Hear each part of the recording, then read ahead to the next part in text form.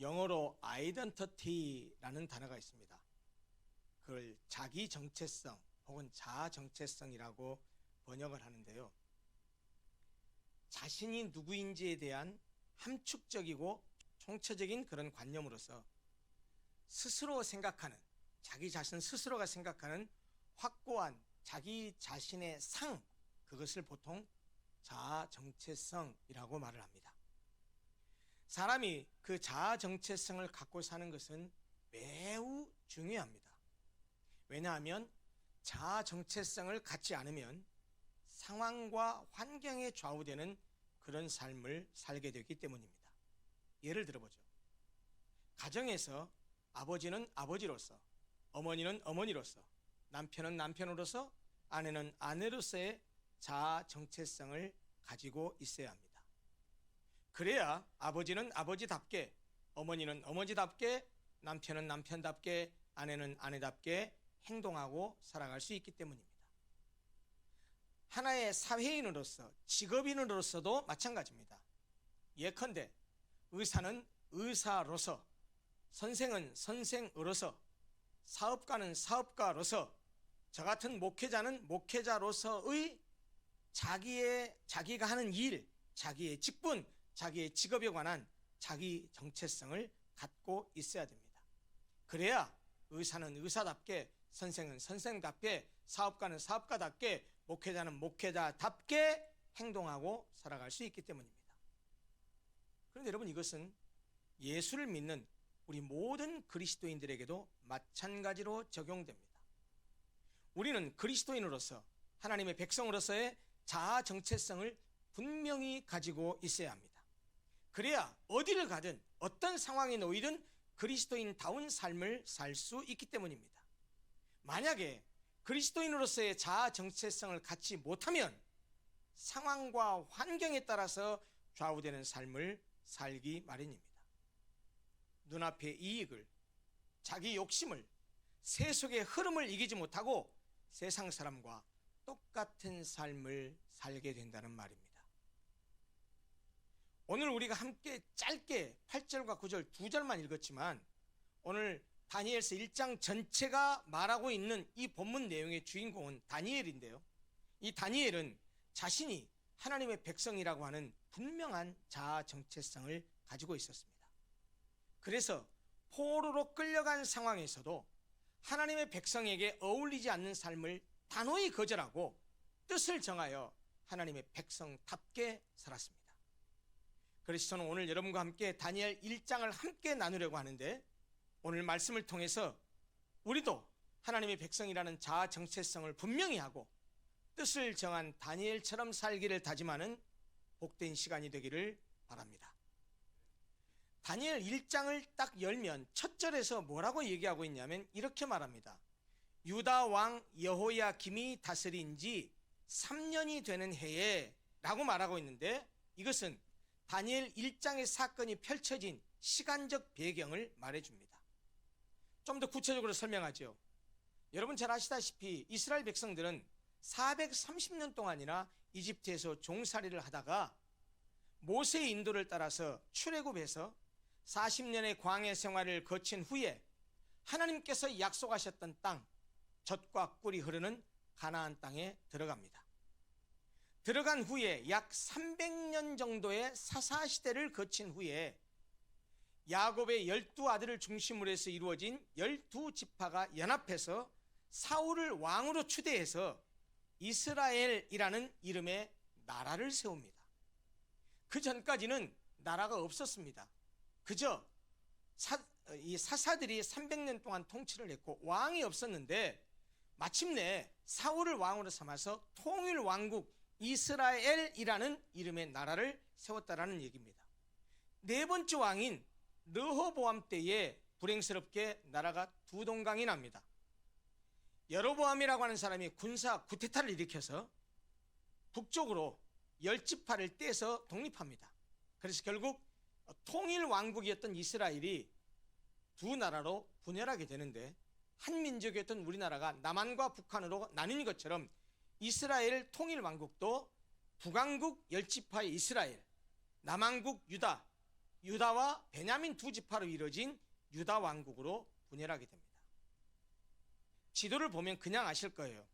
그게 이 통일 왕국에서 있다가 남왕국 유다와 북왕국 이스라엘로 갈라진 그 지금 지도를 표시하고 있습니다. 두 지파이기 때문에 남왕국 유다는 북왕국에 비해서 영토가 좀 좁습니다. 그리고 거기 보시면 별표로 표시된 도시가 수도입니다. 북왕국 이스라엘은 사마리아가 수도고 남왕국 유다는 예루살렘이 수도입니다. 209년간이나 19명의 왕이 다스린 북왕국 이스라엘은 군사 쿠데타를 일으켜서 반역함으로써 왕을 시해하고 새로운 왕으로 등극하는 그런 일들이 계속 되풀이됩니다. 19명 내내요. 그 나라 자체가 여로보암이 군사 쿠데타로 일으킨 나라에서 그런지 모르지만 209년을 지내는 동안에 19명의 왕이 바뀌는데 거의 예외 없이 쿠데타에 의해서 왕이 바뀝니다. 그리고 여로보암 때부터 하나같이 모든 왕이 우상을 숭배하고 하나님의 계명을 지키지 않아서 다 19명 모두가 악한 왕이라고 성경이 말합니다.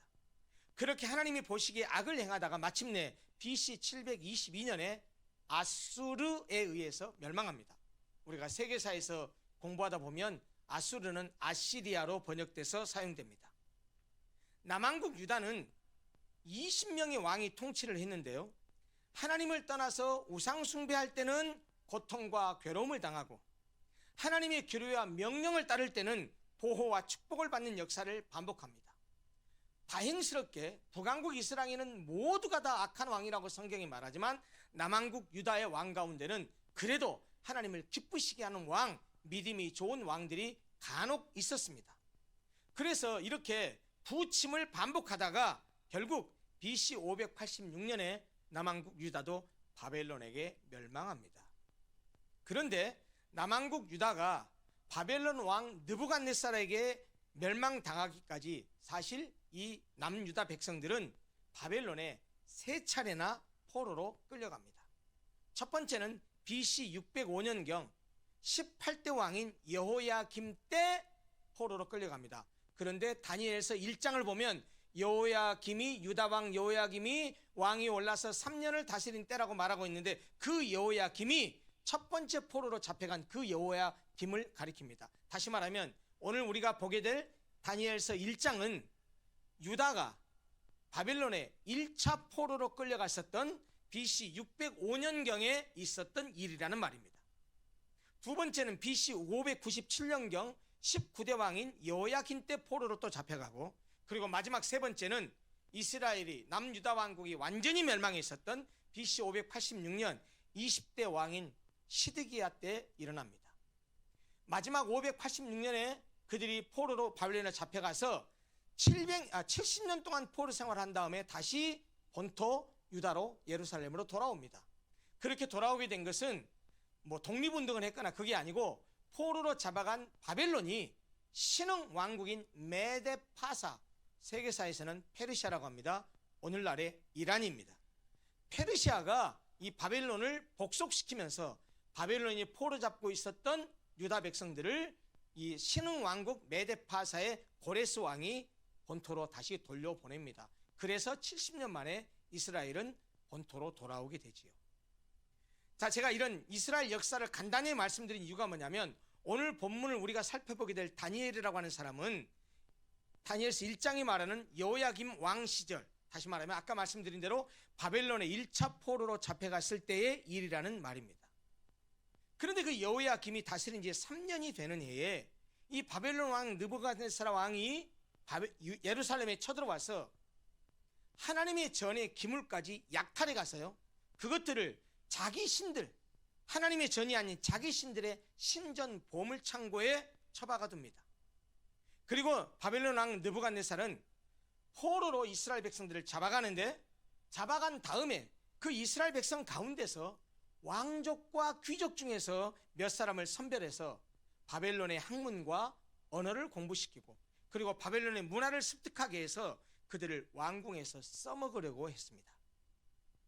포로 가운데 엘리트를 선발해서 자국의 학문과 학술을 익히게 한 다음에 그들을 통해서 정복한 이 포로들을 통치하려고 했었던 것이지요. 느부갓네살 왕은 오늘날의 대통령 비서실장에 해당하는 환관장 아스브나스라고 하는 사람에게 이 일을 위임했는데, 포로 가운데 엘리트를 선발하는 기준이 매우 까다로웠습니다. 우리가 본문 1장을 다 읽지는 않았지만 거기 보면 뭐라고 설명되어 있냐면, 왕족과 귀족 가운데서 선발하되 신체적으로도 흠이 없고 외모도 빼어나고 지적으로 정신적으로도 탁월하고 학문에 익숙한 사람을 선발했다라고 말합니다. 바로 이런 과정을 거쳐서 선발된 사람 중에 누가 있었냐? 오늘 설교의 주인공인 다니엘이라는 사람이 있었습니다.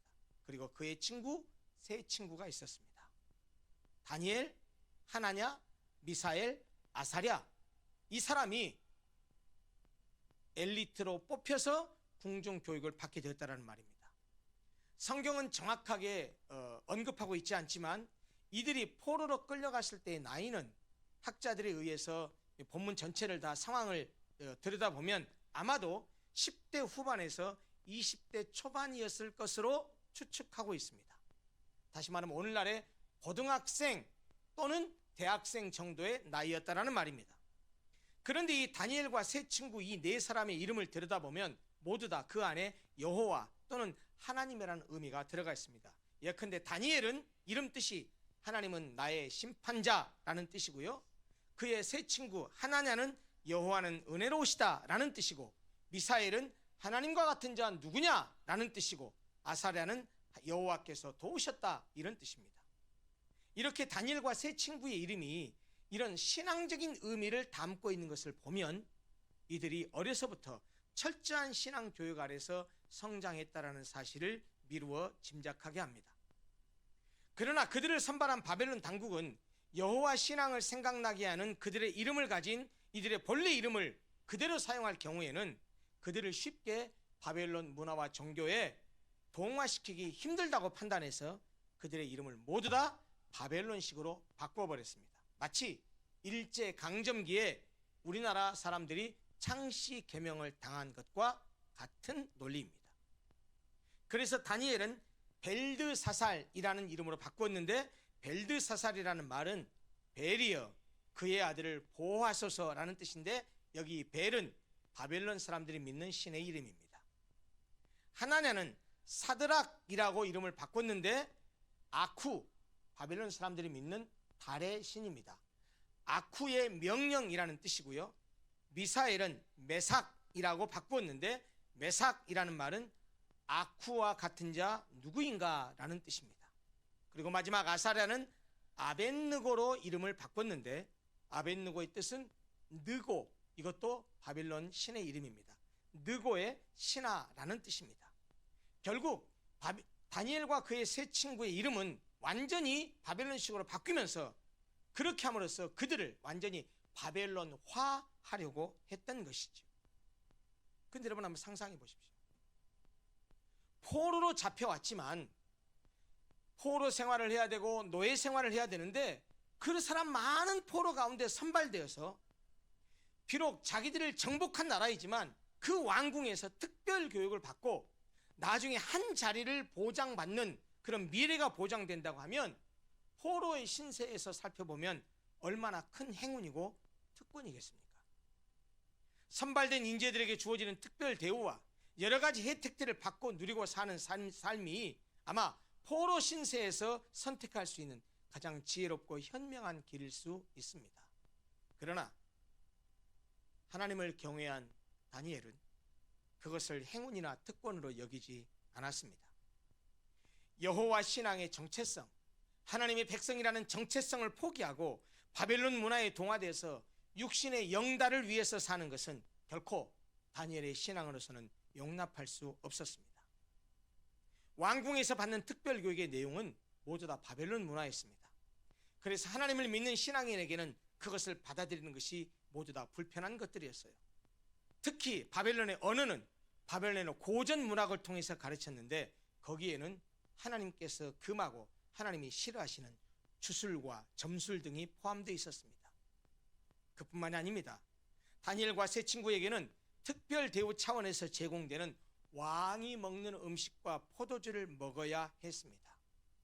왕이 먹었던 음식이기 때문에 얼마나 진수성찬이었겠습니까? 특별한 음식이었습니다. 그러나 그것은 바벨론 종교에 사용된, 바벨론 종교의식에 사용된 우상의 제물이었고 율법에서 부정한 것으로 규정한 음식이었습니다. 따라서 그런 음식을 먹어야만 하는데 그런 음식을 먹으라는 당국의 지침을 거부하기란 쉽지 않았습니다. 왜요? 왕이 지정한 음식과 포도주를 거부하는 것은 곧 왕명을 어기는 것입니다. 그래서 바벨론 관리가 될 수 없는 것은 물론이려니와 왕명을 거역한 죄로 처벌을 받을지도 모르는 상황입니다. 그런데 그럼에도 불구하고 다니엘은 마음을 굳게 먹었습니다. 오늘 우리가 함께 읽었었던 본문 8절 9절 가운데 8절이 그렇게 말합니다. 8절이 말씀입니다. 다니엘은 뜻을 정하여 왕의 음식과 그가 마시는 포도주로 자기를 더럽히지 아니하리라 하고 라고 말씀하고 있습니다. 다니엘은 뜻을 정했습니다. 어떤 뜻입니까? 왕의 음식과 그가 마시는 포도주로 나를 더럽히지 않겠다라는 뜻이었습니다. 왜냐고요? 아까 말씀드렸다시피 왕의 음식은 유대인으로서 하나님의 백성으로서 갖고 있는 율법의 음식 규례에 어긋나는 것들이었습니다. 부정한 동물의 고기이거나 우상들에게 바쳐진 음식이었고 또 그 음식을 먹는 것은 그들이 믿는 신에 대한 충성의 표시였습니다. 그러므로 다니엘은 왕의 음식을 먹는다라고 하는 것은 자기를 더럽힐 뿐만 아니라 하나님을 모독하는 것이라 생각했습니다. 그래서 그것을 먹지 않기로 뜻을 정했습니다. 뜻을 정했다라는 말은 마음을 굳게 먹었다라는 이야기죠. 다니엘은 포로로 잡혀간 절망적인 환경 속에서도 자신이 하나님의 백성이라는 자아 정체성을 분명히 가졌고 자신이 지키고 따라야 할 것이 무엇인지 분명히 알았습니다. 다니엘은 하나님의 백성의 정체성을 훼손하는 일, 여호와의 율법에 거스르는 일은 하지 않기로 마음먹었습니다. 그리하여 신앙을 타협하여 바벨론의 규례를 따르는 것을 거부하고 비록 어려움과 시련의 풍파가 따르게 된다 할지라도 나아가서 크나큰 손해와 위험을 당한다 하더라도 신앙을 굳게 지켜서 여호와의 신실한 백성으로 사는 편을 선택했습니다. 그리고 다니엘은 마음을 먹는 것으로 결단한 것으로 그치지 않았습니다. 그것을 환관장에게 자신의 뜻을 전했습니다. 왕의 음식과 포도주를 먹지 않겠다라는 다니엘의 뜻을 들은 이 환관장은 당황스러웠습니다. 자기가 책임자인데 그들을 잘 먹이고 잘 입히고 잘 교육해서 훌륭한 바벨론의 사람으로서 인재로서 만들어야 되는데 왕이 주는 음식을 먹지 않게 되면 그의 얼굴이 초췌하게 되고 만약 그렇게 되면 왕이 시찰하러 왔을 때 얘들 왜 이렇게 얼굴 모양이 이러냐라고 자기에게 추궁할 것이 두려웠기 때문입니다. 자신의 자리가 두렵고 자신의 자리가 박탈되고 자신의 목숨이 없어지게 될까봐 그런 위태로운 마음에 이 다니엘의 부탁과 요청에 대해서 처음에는 난색을 표현합니다. 그러자 다니엘이 한 가지 제안을 합니다.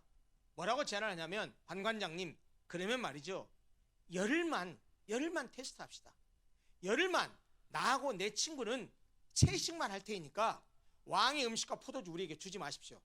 열흘 그렇게 먹고 난 다음에 우리의 얼굴과 다른 소년들 얼굴을 비교해 보셔서 우리의 얼굴이 만약에 왕의 음식을 먹지 않고 채식만 해서 얼굴이 초췌하게 되면 그때는 두말하지 않고 왕의 음식을 먹겠습니다 라고 그렇게 환관장에게 제안합니다. 그런데 하나님은 이 다니엘의 중심을 귀하게 보시고 환관장의 마음을 움직이셨습니다. 다니엘의 제안을 받아들였습니다. 그것이 오늘 우리가 읽은 9절 말씀의 내용이에요. 하나님이 다니엘로 하여금 환관장에게 은혜와 긍휼을 얻게 하신지라. 표면적으로는 환관장이 그 요청을 들어줘서 환관장이 은혜와 긍휼을 베푼 것처럼 보이지만 실제로는 하나님께서 환관장의 마음을 그렇게 움직이셔서 다니엘이 환관장의 은혜와 긍휼을 얻게 하셨다고 성경이 말합니다. 드디어 열흘이 지났습니다. 테스트 기간이 지났습니다. 어떻게 됐을까요? 환관장이 약속했던 대로 다니엘과 그의 세 친구들의 얼굴, 그리고 다른 소년들의 얼굴을 비교해 보았습니다. 그랬더니 오히려 다니엘과 세 친구들의 얼굴이 더욱 아름답고 살이 더욱 윤택한 것을 확인합니다. 하나님에게만 충성하겠다는 다니엘과 세 친구의 결심이, 뜻을 정하고 보인 믿음의 결단이 있을 수 없는 기적을 만든 셈입니다. 마침내 환관장도 다니엘의 요청을 계속 허락해서 이들은 계속해서 왕의 진미와 포도주를 먹지 않고 채식만을 먹을 수 있었습니다. 우리가 1장 전체를 읽지 않았지만 1장의 저기 뒷부분에 가면 다니엘과 세 친구의 이런 믿음의 결단에 대해서 하나님이 그들에게 반응하십니다. 하나님이 그들에게 은혜를 베푸십니다. 먼저 17절은 이렇게 말합니다. 하나님이 이 네 소년에게 학문을 주시고 모든 서적을 깨닫게 하시고 지혜를 주셨으니 다니엘은 또 모든 환상과 꿈을 깨달아 알더라 라고 말하고 있습니다. 무슨 말입니까? 믿음의 결단을 한 이들에게 하나님께서 지혜도 주시고 그 모든 과정을 잘 마칠 수 있도록 하셨다. 게다가 다니엘은 환상과 꿈을 깨달아 아는 은혜까지 더하셨다고 말씀하십니다. 궁중교육이 3년이었습니다. 3년 동안 다니엘과 세 친구들은 바벨론 왕궁의 교육을 잘 받았습니다. 그리고 교육이 마무리가 됐을 때 느부갓네살 왕이 그 모든 엘리트 교육생들을 불러서 그 왕 앞에서 테스트를 받게 했습니다.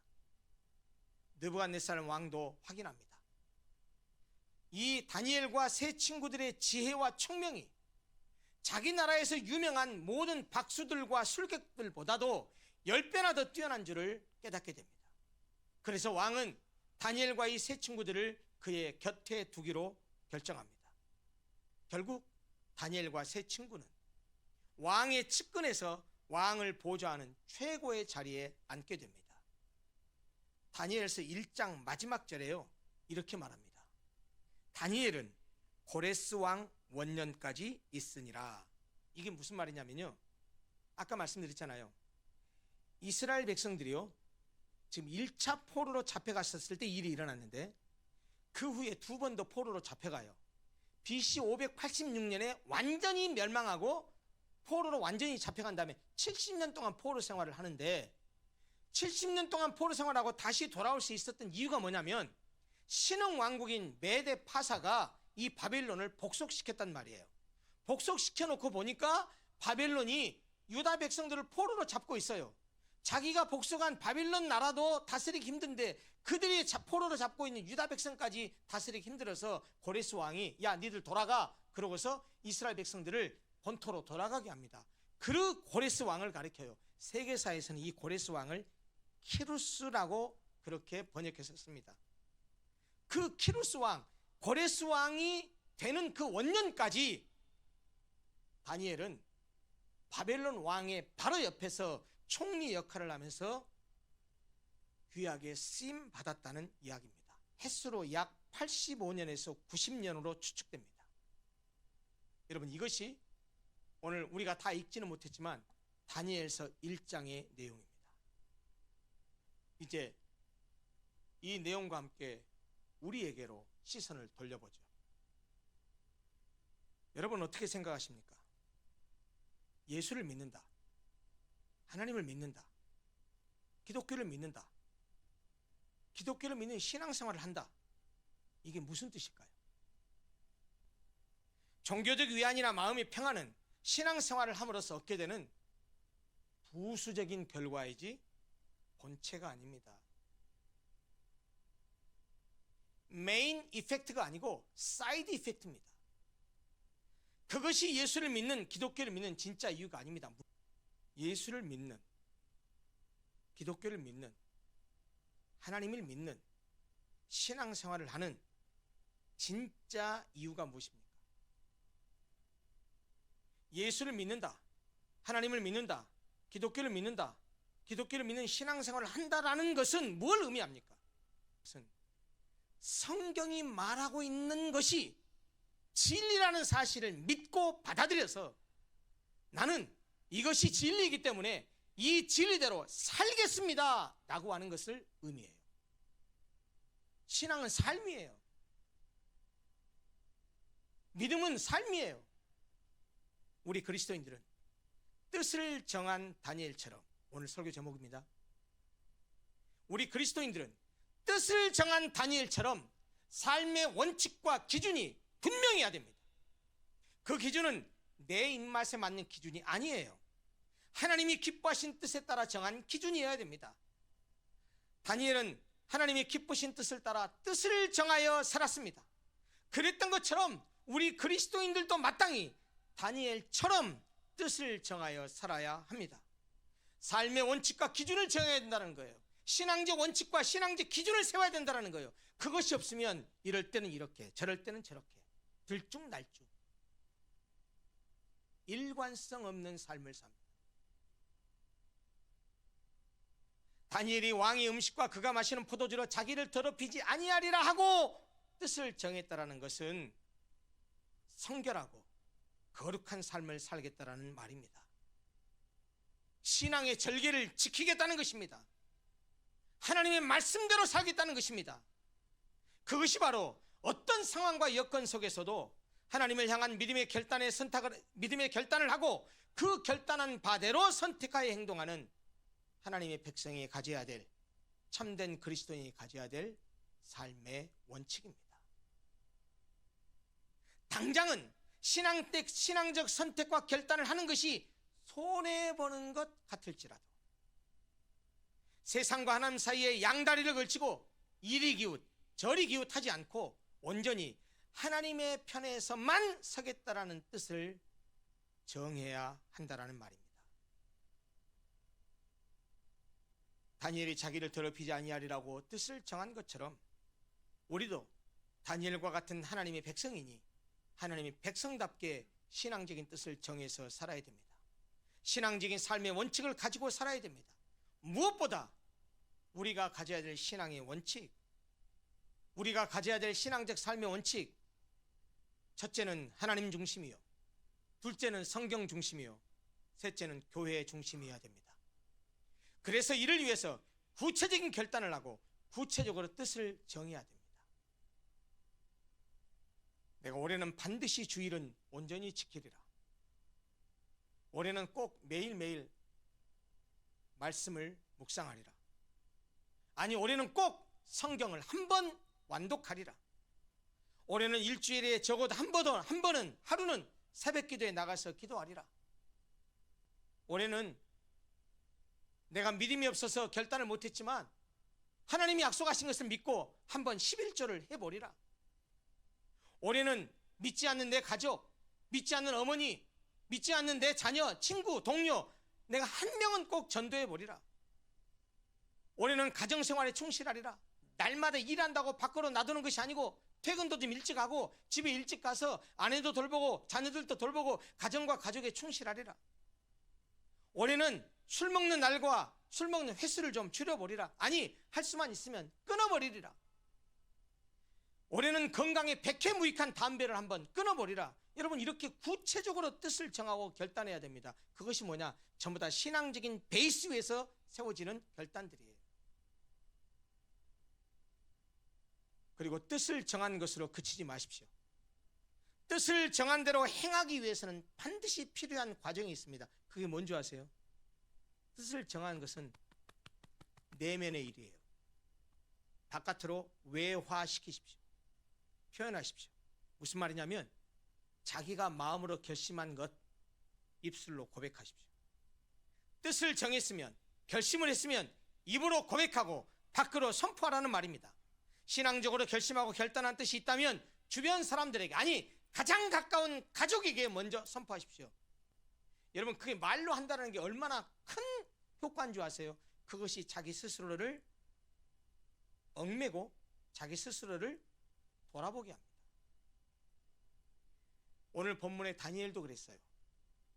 그는 마음의 거룩한 뜻을 확정하고 그것을 환관장에게 말했습니다. 알렸습니다. 다니엘의 뜻을 정하고 그것을 환관장에게 말했을 때 하나님께서는 어떻게 하셨습니까? 우리가 아까 읽었던 본문의 내용대로 다니엘로 하여금 환관장에게 은혜와 긍휼을 얻게 하셨다라고 말하고 있습니다. 무슨 말입니까? 하나님께서 다니엘에게 은혜를 베푸셨다는 얘기예요. 환관장을 통해서. 우리가 마음의 결심을 하고 뜻을 정하면, 그렇게 고백하고 선포하면 하나님께서도 다니엘에게 함께 하신 그 하나님이 우리에게도 동일하게 은혜와 긍휼을 베푸실 것입니다. 다니엘의 선택과 결단에 대해서 그랬던 것처럼 우리의 믿음의 선택과 결단에 대해서도 하나님께서는 분명히 책임져 주시고 자비와 긍휼을 베풀어 주실 것이라는 말입니다.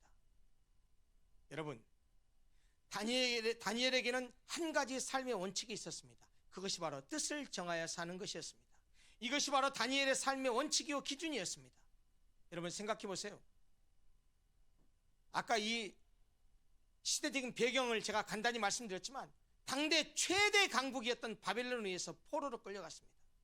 그랬지만 다니엘은 바벨론 제국의 세속적 가치에 물들지 않았습니다. 뜻을 정하여 하나님의 백성답게 살았습니다.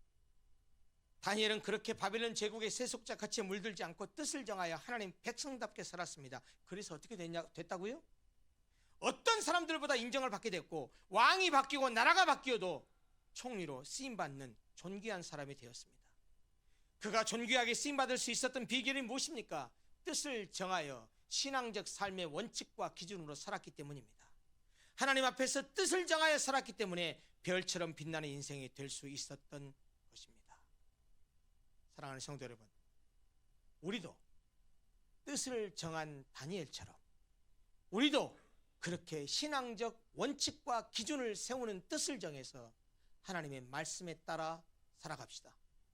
그것이 그리스도인으로서 마땅히 살아갈 할 삶의 자세입니다. 세상 사람들이 아무리 더럽고 음란하게 살아도 우리는 깨끗하고 순결하고 정결하게 살아야 됩니다. 그래서 우리를 통해서 세상이 밝게, 세상이 아름답게 변해가야 됩니다. 그것이 우리 그리스도인의 삶의 원리고 우리의 사명이에요. 사랑하는 성도 여러분, 뜻을 정한 다니엘처럼 우리도 그렇게 신앙적 결단을 하고 신앙적 원칙과 기준에 따라 살아가십시다. 세상이 어떻게 돌아가든, 세상이 아무리 그렇지만 말씀이 진리요 하나님 말씀이 생명이기 때문에 나는 말씀을 기준으로 해서 살겠습니다. 라는 뜻을 정하여서 아름다운 신앙인의 삶을 살아가는 사랑하는 모든 성도들이 되시기를 간절히 바랍니다. 기도하겠습니다.